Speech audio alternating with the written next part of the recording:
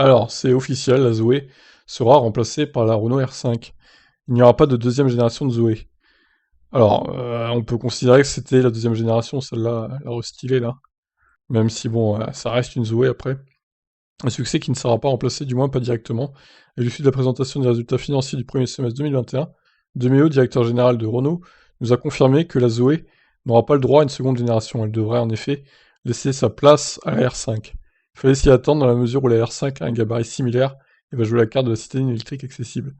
Mais il peut sembler surprenant d'abandonner l'appellation Zoé dans la mesure où celle-ci a acquis une belle notoriété sur le marché de la voiture électrique. Quand on dit je roule en Zoé, le grand public sait que c'est l'électrique de Renault.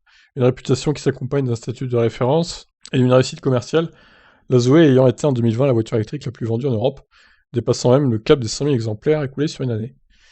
Ouais, c'est dommage, du coup, bah, elle se fera rattraper dans les années futures par d'autres véhicules, ça sera plus numéro 1, du coup, vu qu'elle va être arrêtée, quoi. Il n'y aura plus aucune vente.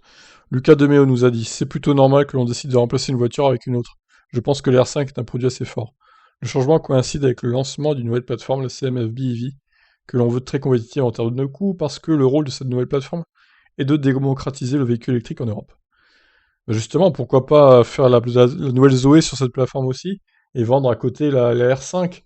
Comme ça, ceux qui préfèrent garder la Zoé, bah, ils gardent la Zoé, et les autres, ils prennent la R5, si ça sera pas le même design, par exemple. Et pourquoi pas faire des caractéristiques assez similaires entre les deux. Ah, je trouve ça dommage de l'arrêter, cette Zoé, quand même. Une démocratisation que Renault souhaite donc faire en ressuscitant une figure populaire et en jouant à la carte du néo-rétro comme la Fiat 500, autre ancienne icône populaire. Le directeur a précisé que la Zoé, présentée en 2012 et revue en profondeur en 2019, restera au catalogue jusqu'à l'arrivée des R5, c'est-à-dire 2024. Bon, en gros, elle va encore rester 3 ans, et puis après, bye bye la Zoé, donc voilà, bah c'est maintenant officiel, donc la R5 remplacera la Zoé. Après, du coup, 12 ans de bons et loyaux services. Voilà, c'est dommage, hein, non? Qu'est-ce que vous en pensez, vous? Ciao, ciao.